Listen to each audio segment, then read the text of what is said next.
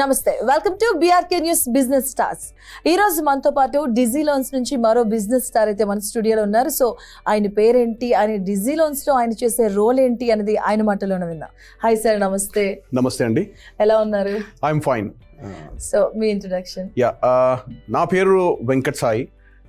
నేను insurance వర్టికల్లో product హెడ్గా 2017 నుంచి డిజీ లోన్స్లో పనిచేస్తున్నానండి.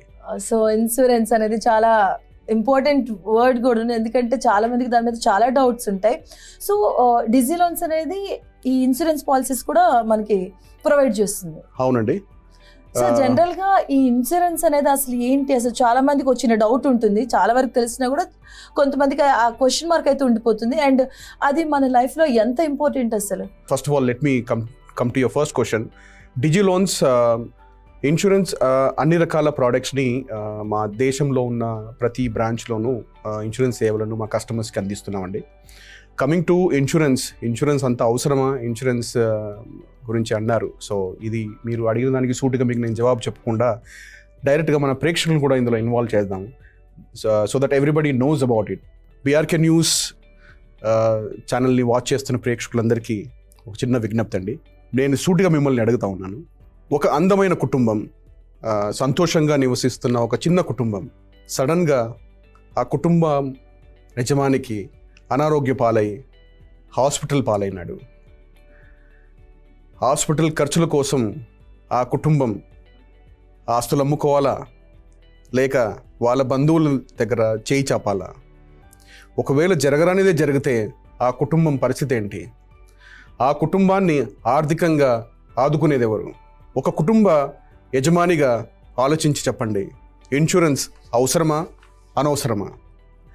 అలాగే మన పెద్దలు చెప్తారు, ఎదుటివానికి నీతులు చెప్పే ముందు నువ్వు పాటించావా లేదా అని. నా కుటుంబానికి అటువంటి దుస్థితి రాకుండా జీవిత బీమా అంటే టర్మ్ ఇన్సూరెన్సు, ఆరోగ్య బీమా, హెల్త్ ఇన్సూరెన్స్ పాలసీ తీసుకున్నాను. మరి మీ కుటుంబానికి మీరు తీసుకున్నారా? I think I have done my question. So జనరల్గా ఈ ఇన్సూరెన్స్ అనేది చాలా రకాలుగా వింటూ ఉంటాం. సో ఈ ఇన్సూరెన్సెస్లో ఎన్ని టైప్స్ ఉంటాయి జనరల్గా? అండ్ మీ డిజీ లోన్స్ అనేది ఎలాంటి ఇన్సూరెన్స్ని మనకి ప్రొవైడ్ చేస్తూ ఉంటుంది? డిజీ లోన్స్లో అన్ని రకాల ఇన్సూరెన్స్ సేవలను అందిస్తామండి. ఫస్ట్ వచ్చేసరికి term insurance policy. Term insurance అనేసరికి దీన్ని జీవిత బీమా అంటాము. ఒక టర్మ్, ఒక వ్యవధి కొద్దీ ఇచ్చే బీమా. ఒక 30 సంవత్సరాల వ్యక్తి 80 సంవత్సరాల వరకు 1-2 కోట్ల ఇన్సూరెన్స్ కవరేజ్ కావాలన్నప్పుడు ఈ వ్యవధి 30 నుంచి 80 వరకు, అంటే 50 సంవత్సరాలు అతని ఇన్సూరెన్స్ కవరేజ్ ఉంటుంది. సో ఇది పూర్తిగా జీవిత బీమా లాగానే పనిచేస్తుంది. దీని తర్వాత వచ్చేది హెల్త్ ఇన్సూరెన్స్, ఆరోగ్య బీమా. ఆరోగ్య బీమా అంటే ఇండివిజువల్గా, ఫ్యామిలీ ఫ్లోటర్గా ఒక 5 లక్షలు 10 లక్షలు ఇన్సూరెన్స్ పాలసీ తీసుకుంటే ఇండివిజువల్గా అయితే అతని కోసం ఉపయోగించుకోవచ్చు. ఫ్యామిలీ అంటే ఫ్యామిలీ అందరూ కూడా యూజ్ చేసుకోవచ్చు. అంటే ఏదైనా జబ్బు వచ్చినప్పుడు, హాస్పిటల్లో అడ్మిట్ అయినప్పుడు ఆ పాలసీ నెంబర్ చెప్తే చాలు, క్యాష్లెస్ ట్రీట్మెంట్గా ఉంటుంది. ఇంకోటి రీఎంబర్స్మెంట్ అని కూడా ఉంటుంది. సో జోబులోంచి డబ్బులు పెట్టకుండా ఆ ఇన్సూరెన్స్ పాలసీ చూసుకుంటుంది. దీని తర్వాత వచ్చేది ఇన్వెస్ట్మెంట్ ప్లాన్స్ అని ఉన్నాయి. అంటే కొత్తగా రీసెంట్గా మ్యారీడ్ అయిన వాళ్ళు వాళ్ళ కళ్ళ గురించి, ఇల్లు కట్టుకోవాలన్నా, పిల్లల చదువుల ఎడ్యుకేషన్ కోసమన్నా వాళ్ళు తీసుకోవాల్సిన పాలసీస్. అంటే 10 సంవత్సరాలు 15 సంవత్సరాలు. అంటే జనరల్గా ఎక్కువ లాంగ్ రిటర్న్స్లో లాంగ్ ఇన్వెస్ట్మెంట్ చేస్తే మీకు హైయర్ రిటర్న్స్ వస్తాయి. అలాగే మోటార్ ఇన్సూరెన్స్. ఎంతో ఇష్టపడి 2 వీలరో 4 వీలరో లేదంటే ప్యాసింజర్ వెహికల్లో, లారీ ఏదో కొనుక్కున్నా కానీ దానికి ఏదైనా డ్యామేజ్ జరిగినప్పుడు ఇన్సూరెన్స్ క్లెయిమ్ చేసుకోవచ్చు. అంటే బంపర్ టు బంపర్. ఒకవేళ డ్రైవ్ చేస్తూ ఏ దారిలో వెళ్ళే వాళ్ళకి ర్యాష్ డ్రైవింగ్ వల్ల ఏదైనా యాక్సిడెంట్ జరిగినా కానీ థర్డ్ పార్టీ ఇన్సూరెన్స్ కూడా ఇవ్వడానికి కుదురుతుంది. ఇదే కాకుండా హోమ్ ఇన్సూరెన్స్ అని, ట్రావెల్ ఇన్సూరెన్స్ అని, బ్యాగేజ్ ఇన్సూరెన్స్ అని, ఫ్యాక్టరీ ఇన్సూరెన్స్ అని అన్ని రకాల ఇన్సూరెన్స్ ఉన్నాయి. సో డిజీ లోన్స్లో అన్ని రకాల ఇన్సూరెన్స్ మేము ప్రొవైడ్ చేస్తాం. సో నాకు ఇక్కడ ఒక క్వశ్చన్ ఉందండి. అంటే ఇన్సూరెన్స్లో ఇన్ని చెప్పారు, హెల్త్ ఇన్సూరెన్స్, ఎడ్యుకేషన్కి సంబంధించి, ఈవెన్ చిన్న ఫోన్ తీసుకున్న ఇన్సూరెన్స్ చాలా ఉంటున్నాయి. అండ్ చాలామంది ఈ కొత్తగా లోన్ ఇన్సూరెన్స్ అనేది ఒకటి వింటున్నాం. సో అది ఎలా ఉంటుంది అసలు బేసిక్గా? లోన్ ఇన్సూరెన్స్ అనేసరికి దాన్ని జనరల్గా లోన్ షీల్డ్ అంటాము, లేదంటే లోన్ ప్రొటెక్టర్ అంటాము. లోన్ తీసుకున్న వ్యక్తి డెఫినెట్గా దానికన్నా ముందు ఎన్నో డెప్ట్స్ తీసుకున్నాడు. సో దానికి సంబంధించిన ఇన్సూరెన్స్ తీసుకుండొచ్చు. బట్ కొత్తగా ఒక డెట్ క్రియేట్ చేశాడు కాబట్టి దాన్ని కవరేజ్ కోసం అన్ని బ్యాంకులు insurance loan protection bundled product కింద ఇస్తారండి.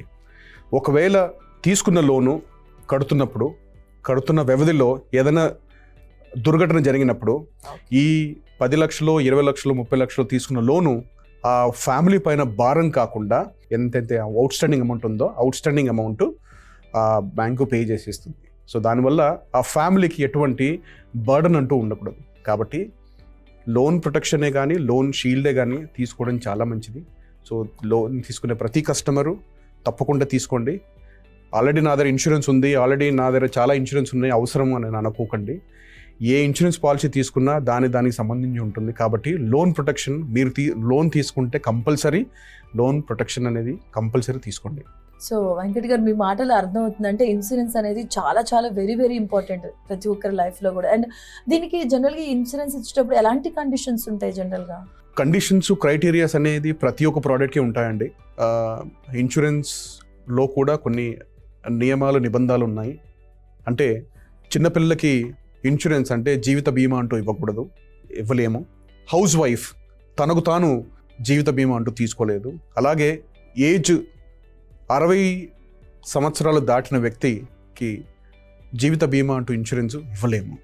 సో ప్రతి ఒక్క ఇన్సూరెన్స్ పాలసీలో కొన్ని బౌండరీ కండిషన్స్ అంటూ ఉంటాయి. అవి నార్మల్గానే, సో దాని ప్రకారంగానే ఇస్తుంటాం. ఎక్కడెక్కడ ప్రొవైడ్ చేస్తూ ఉన్నారు? ఎలా ఉంటుంది ఇది మనకి డిజి లోన్స్? డిజి లోన్స్ దేశ నలుమూలల దాదాపు 100 కన్నా ఎక్కువ బ్రాంచెస్, అంటే కాశ్మీర్ నుంచి కన్యాకుమారి వరకు, గుజరాత్ నుంచి వెస్ట్ బెంగాల్ వరకు ప్రతి ఒక్క లొకేషన్స్లో, అంటే దాదాపు మనకున్న 29 రాష్ట్రాలలో అన్ని లొకేషన్స్లో మా బ్రాంచెస్ ఉన్నాయి. మా బ్రాంచెస్ ద్వారా ప్రతి ఒక్క ప్రోడక్ట్కి ఒక బ్రాంచ్ హెడ్గా, ప్రతి ఒక్క ప్రోడక్ట్కి ఒక బ్రాంచ్ మేనేజర్గా, బ్యాక్ ఎండ్గా అన్ని ప్రోడక్ట్కి సేవలను అందిస్తున్నామండి. మిమ్మల్ని నేను జనరల్ పర్సనల్గా అడిగితే ఏ పాలసీని మీరు జనరల్ సజెస్ట్ చేస్తూ ఉంటారు వ్యూయర్స్ కోసం? I'm not promoting any company, but డెఫినెట్గా ప్రతి ఒక్క ఇంట్లో ఒక జీవిత బీమా అంటే టర్మ్ ఇన్సూరెన్సు, ఆరోగ్య బీమా, హెల్త్ ఇన్సూరెన్స్ పాలసీ తప్పకుండా ఉండాలి. ఒకవేళ లేకుంటే వెంటనే తీసుకోండి, అది చాలా ఇంపార్టెంట్. సో జనరల్గా ప్రజలకి ఇంకా ఎలాంటి అవేర్నెస్ ఉండాలంటారు ఈ ఇన్సూరెన్స్కి సంబంధించి, పాలసీలకు సంబంధించి? చాలామంది భయపడుతూ ఉంటారు కూడా, అయ్యో దీనివల్ల ఏమైపోతుందో, మనం అమౌంట్ కడతాము దాని తర్వాత వస్తుందో అదన్న సందిగ్ధంలో ఉంటూ ఉంటారు. సో అలాంటి వారికి మీరు వ్యూవర్స్కి ఏం చెప్తారు? అసలు మన ప్రజలు చాలా తెలివిగల్లోళ్ళు, ఏది కొన్నా దానికి క్షుణ్ణంగా ఆలోచించి పరీక్షించి కంపేర్ చేసి తీసుకుంటారు. But even then I would suggest, మీరు తీసుకునే ఏ ఇన్సూరెన్స్ పాలసీ అయినా దానికి ఉన్న టర్మ్స్ అండ్ కండిషన్స్, దాంట్లో మెన్షన్ చేసిన ప్రతి ఒక్కటి క్షుణ్ణంగా చదివి మీరు ఓకే అనుకున్నప్పుడే మీరు ముందుకెళ్ళండి. మీకు ఇన్సూరెన్స్ పాలసీ వచ్చిన తర్వాత 15 రోజుల వరకు ఫ్రీ లుక్ పీరియడ్ అంటూ ఉంటుంది. అంటే మీరు ఏదో అతను మీ దగ్గరికి ఏదో ఎగ్జిక్యూటివ్ వచ్చి లేనివి మీకు చెప్పి ఏదో మిస్సెల్లింగ్ చేసినా కానీ కంగారేం లేనండి. మీరు పాలసీ తీసుకున్న తర్వాత పాలసీ డాక్యుమెంట్ వచ్చాక ఆ పాలసీ డాక్యుమెంట్లో క్లియర్గా 15 రోజుల ఫ్రీ లుక్ పీరియడ్ మెన్షన్ చేస్తుంటుంది. ఆ 15 రోజులలో మీరు ఎప్పుడైనా సరే క్యాన్సిల్ చేసుకోవచ్చు. సో మీరు పాలసీ తీసుకునే ముందు చూడకపోయినా కానీ పాలసీ వచ్చిన తర్వాతనైనా చూడండి. తీసుకునే ప్రతి పాలసీ మీరు క్షుణ్ణంగా పరీక్షించి, అంటే జనరల్గా ఏ పాలసీకైనా సరే మనం చూడాల్సిందల్లా ఒకటి క్లెయిమ్ రేషియో. రేపొద్దున జరిగినప్పుడు క్లెయిమ్ రేషియో ఎలా ఉంది, అది మీరు గూగుల్లో సెర్చ్ చేసినా కానీ ఆ పర్టికులర్ ఇన్సూరెన్స్ పాలసీ కోర్టులో చెక్ చేసినా కానీ మీకు తెలిసిపోతుంది. సో డీటెయిల్స్ అన్నీ క్లియర్గా చెక్ చేసి మరీ దాని తర్వాత మీరు తీసుకోండి. అండ్ నేను చెప్పినట్టుగా term policy, health insurance policy అనేది తీసుకోవడం చాలా ఇంపార్టెంట్. ప్రతి ఒక్కరింట్లో ఇది ఉండాల్సిన పాలసీ డాక్యుమెంట్. సో తప్పకుండా తీసుకోండి. సో వెంకట్ గారు, మీరు డిజి లోన్స్తో ఎప్పటి నుంచి అసోసియేట్ అయ్యారు? ఎలా ఉండింది వర్క్, ఆ జర్నీ అంతా ఎలా ఉంది? నేను ఆల్రెడీ చెప్పినట్టుగానే డిజి లోన్స్లో నా ప్రయాణం మొదలైంది 2017. దానికన్నా ముందు నేను వర్క్ చేసింది, నా ప్రయాణం మొదలైంది ఐసిఐసిఐ ప్రుడెన్షియల్ ఇన్సూరెన్స్ కంపెనీ ద్వారా. దాదాపు 10 సంవత్సరాలు ఆ కంపెనీలో వర్క్ చేశాను. దాని తర్వాత కార్వి ఇన్సూరెన్స్ బ్రోకింగ్ అనే డిస్ట్రిబ్యూషన్ కంపెనీ, అందులో రీజనల్ మేనేజర్గా టోటల్ ఏపీని రీజనల్ మేనేజర్గా జాయిన్ అయ్యాను. దాని తర్వాత ఒనిక్రా అనే ఎస్ఎంఈ రేటింగ్ కంపెనీలో జనరల్ మేనేజర్గా వర్క్ చేసి, దీనికన్నా ముందు ముత్తూట్ ఫైనాన్స్లో జోనల్ మేనేజర్గా పనిచేశాను. దాని తర్వాత డిజిలోన్స్లో 2017లో జాయిన్ అయ్యానండి. And working with Digiloan is a very good experience. డిజిలోన్స్లో పనిచేసేటప్పుడు స్వతంత్రము, మా క్యాలిబర్స్ ఎగ్జిబిట్ చేసుకునే అవకాశం దొరుకుతుంది. దానివల్ల పని చేయడం కనకుండా ఇష్టపడి పనిచేస్తాము. అందుకోసమే దాదాపు 5-6 సంవత్సరాలు అయిపోయినా కానీ ప్రతిరోజు ఒక కొత్తగా వింతగా అనిపిస్తుంది. ఏం చేయాలా అన్నాక స్వతంత్రము మా అందరికీ మా చైర్మన్ గారు, మా సిఇఓ గారు మాకు ఇస్తారు. దానివల్ల మేమందరం ఇష్టపడి పనిచేస్తాం. So if I ask before Digiloans and ఇప్పుడంటే మీరు ఏం చెప్తారు? నేను ఏ కంపెనీ గురించి ఏం మాట్లాడలేను, బట్ నేను ప్రస్తుతం వర్క్ చేస్తున్న కంపెనీలో మాత్రం నాకు స్వతంత్రం ఉంది. అండ్ నాతో పనిచేసే వాళ్ళు కూడా ఇష్టపడి పనిచేస్తారు. అంటే బాస్ చెప్పారని కాకుండా ఒక బాస్ కోసం చేయాలి అని ఇష్టపడి పనిచేస్తారు. సో వెంకట్ గారు, ఇంతవరకు జనరల్గా మనం ఎక్కువ వింటూ వస్తున్నదైతే హెల్త్ ఇన్సూరెన్స్, హోమ్కి సంబంధించి బైక్స్ అలా వింటూ ఉన్నాం. బట్ ఈ ట్రావెల్ ఇన్సూరెన్స్ అని చెప్పారు. సో దాన్ని కొంచెం ఏమైనా ఎలాబరేట్ చేయగలరు? ఎందుకంటే ఈ మధ్యన ఎక్కువగా కూడాను ఈ ట్రావెలింగ్ పైన యూత్ కూడా దాన్ని ఒక అంటే అమౌంట్ వచ్చే విధంగా దాన్ని మలుచుకుంటూ ఉన్నారు. సో ఎక్కువ మంది ట్రావెలింగ్ పైన కూడా దృష్టి పెడుతూ ఉన్నారు. ట్రావెల్ ఇన్సూరెన్స్లో జనరల్గా ఉపయోగపడేది, మనం ఒక కంట్రీ నుంచి ఇంకో కంట్రీకి వెళ్ళేటప్పుడు, ఇప్పుడు పేరెంట్స్ పిల్లలు అనేది బయట దేశాల్లో ఉన్నారు, వాళ్ళని చూసి రావడానికి ఆ పేరెంట్స్కి ఇన్సూరెన్స్ చేస్తారు. అంటే they shouldn't get any kind of ఇబ్బంది కలగకుండా ఏదైనా జరిగినా కానీ ట్రావెల్ ఇన్సూరెన్స్. సో వీళ్ళు వెళ్ళి వచ్చేంత వరకు ఇది కూడా ఒక కాల పరిమితి బీమా లాంటిదే. అంటే maybe if it's going for 15 days or 20 days or 1 month పీరియడ్లో అతను వెళ్ళి వస్తున్నాడు. సో ఈ టైం పీరియడ్ వరకే ఈ ఇన్సూరెన్స్ అనేది వర్తిస్తుంది. సో ఇది anybody who is travelling from one location to other location, so దాన్ని ట్రావెల్ ఇన్సూరెన్స్ రూపంగా మనం చేసుకోవచ్చు. ఇదే ట్రావెలింగ్ గూడ్స్ పరంగా కూడా, ఇప్పుడు జనరల్గా లారీలలో గూడ్స్ అనేది వేరే స్టేట్ నుంచి ఇంకో స్టేట్కి వస్తుంటుంది, goods transport. So goods transport కూడా అది కూడా కాల పరిమితి బీమా లాగానే, అంటే ఆ టైం పీరియడ్ ఫ్రేమ్ వరకే ఇన్సూరెన్స్ వర్తిస్తుంది. ఒకవేళ ఏదన్నా జరిగితే మొత్తం టోటల్ అమౌంట్ ఎంతైతే ఇన్సూరెన్స్ తీసుకుంటున్నారో అది ఇన్సూరెన్స్ కంపెనీ కంపెన్సేట్ చేస్తుంది, రీయింబర్స్ చేస్తుంది. సో ఇవన్నీ కూడా ఒక లిమిటెడ్ పీరియడ్ ఇన్సూరెన్స్ పాలసీసే, whether it is a travel insurance or goods transport insurance. So ఏదైనా కానీ it's just time period insurance. And coming to vehicle ఇన్సూరెన్స్కి వచ్చేసరికి, ఇప్పుడు జనరల్గా అందులో 2 టర్మ్స్ ఉన్నాయండి. ఒకటి ఓన్ డ్యామేజ్ అని, అండ్ ఇంకోటి థర్డ్ పార్టీ ఇన్సూరెన్స్ అని. ఇప్పుడు జనరల్గా ఐ హ్యావ్ 4-wheeler. సో నేను కట్టే ప్రీమియము అందులో 60% ఓన్ డ్యామేజ్కి వెళ్తుంది, 40% థర్డ్ పార్టీ ఇన్సూరెన్స్కి వెళ్తుంది. సో 40% అంటే ఏదైనా జరిగినప్పుడు, కార్కి ఏదైనా యాక్సిడెంట్ జరిగినప్పుడు బంపర్ టు బంపర్ ఎక్కడ డ్యామేజ్ అయినా కానీ నేను క్లెయిమ్ చేసుకోవచ్చు. సో ఆ ఫెసిలిటీ ఉంది. అలాగే ఏదైనా మనం డ్రైవ్ చేసేటప్పుడు ఏదైనా యాక్సిడెంట్ అయ్యింది, దానివల్ల ఎదుటి వాళ్ళు, అంటే మనతో ట్రావెల్ చేసే వాళ్ళు కాకుండా బయటి వ్యక్తికి ఏదైనా జరిగినప్పుడు అతనికి ఇన్సూరెన్స్ కంపెన్సేషన్ అంటూ ఇన్సూరెన్స్ కంపెనీ పే చేస్తుంది. దాన్నే థర్డ్ పార్టీ ఇన్సూరెన్స్ అంటాం. సో అది కూడా కవర్ అవుతుంది. కాబట్టి 2-wheeler 4-wheeler నడిపే వాళ్ళందరూ వెహికల్ ఇన్సూరెన్స్ తీసుకోవడం చాలా ఇంపార్టెంట్. అండ్ అది ఎప్పుడు సరైనగా రెన్యువల్ చేస్తూ ఉండాల్సి ఉంటుంది. సో ఒకసారి రెన్యువల్ చేయడం మర్చిపోయానంటే మళ్ళీ అది ఇన్స్పెక్షన్ కిందకి వెళ్తుంది. ఎవరైతే ఇన్సూరెన్స్ కంపెనీ చేసుకుంటారో వాళ్ళు వచ్చి వెరిఫై చేసిన దాకా మీకు మళ్ళీ పాలసీ రెన్యువల్ చేయడానికి కుదరదు. ఓకే. సో వెంకట్ గారు, ఇఫ్ ఏదైనా ఒక పాలసీ తీసుకున్నారు, ఆ పాలసీ 1-2 months కట్టారు, ఒక సర్టెన్ అమౌంట్ కట్టిన తర్వాత సమ్ ఎనీ అదర్ రీజన్స్ ఒకవేళ ఆ పాలసీ ఆగిపోతే, సో అప్పుడు ఎలా ఉంటుంది? మీరు అడిగిన ప్రశ్నకి ఇంకా డీటెయిల్గా చెప్తానండి. ఇన్సూరెన్స్ పాలసీ తీసుకున్నప్పుడు దానికి మూడు రకాలుగా మనం ప్రీమియం పే చేయొచ్చు. ఒకటి మంత్లీ మోడు, ఇంకోటి quarterly, half yearly and yearly, 4 modes ఉన్నాయి. సో జనరల్గా ఎంప్లాయీస్ ఫస్ట్ ఇయర్ తీసుకున్న తర్వాత మీరు ఎప్పుడైతే పాలసీ తీసుకుంటారో యువర్ సైనింగ్ ఏ కాంట్రాక్ట్. ఇప్పుడు ఓ కస్టమర్ ఈ signing A contract with insurance company.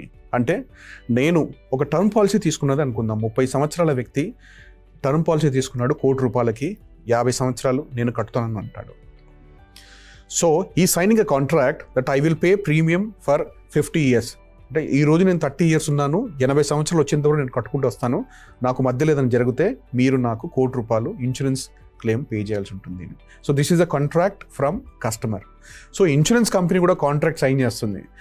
మీరు ఎటువంటి గ్యాప్ లేకుండా, ఎక్కడ కూడా గ్యాప్ ఆపకుండా మీరు ప్రీమియం కట్టుకుంటూ వచ్చినప్పుడు ఏదన్నా జరిగితే ₹1,00,00,000 ఎంతైతే ఇన్సూరెన్స్ పాలసీ తీసుకున్నారో ఆ బీమా అంతా కూడా ఇన్సూరెన్స్ అమౌంట్ నామినీకి పే చేస్తామని. So there is a contract between a customer and insurance company.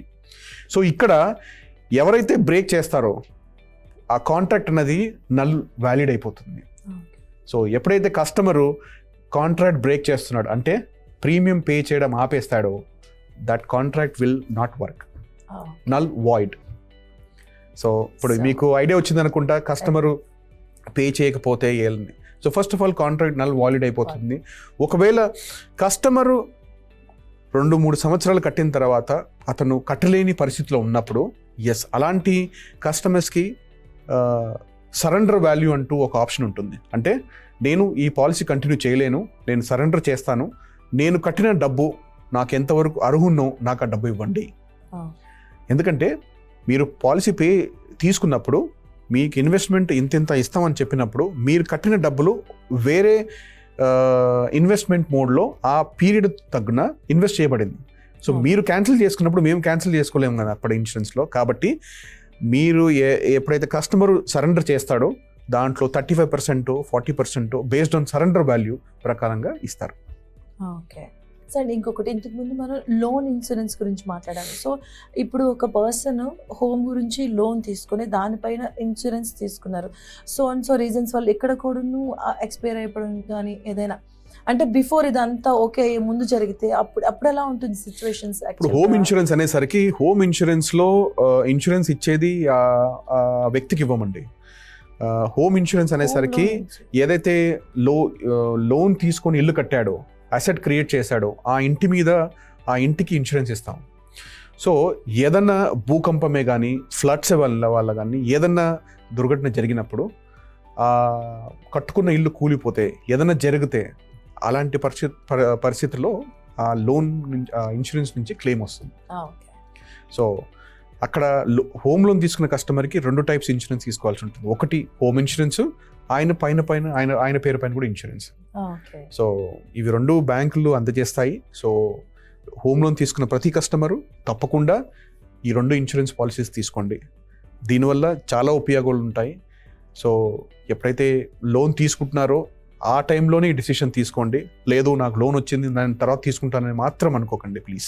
So మీరు ఇంకా వ్యూయర్స్కి ఏమైనా చెప్పదలుచుకున్నారా? వ్యూయర్స్కి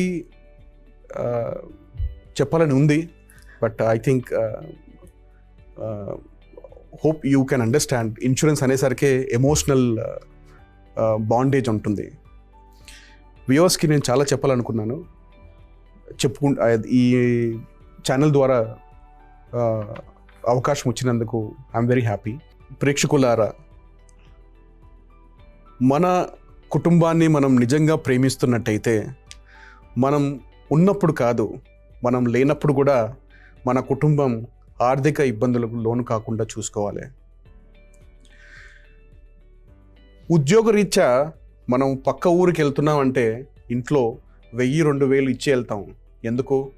మనం లేనప్పుడు చిల్లర ఖర్చులకే కానీ ఏదైనా ఎమర్జెన్సీకే ఉపయోగపడుతుందని.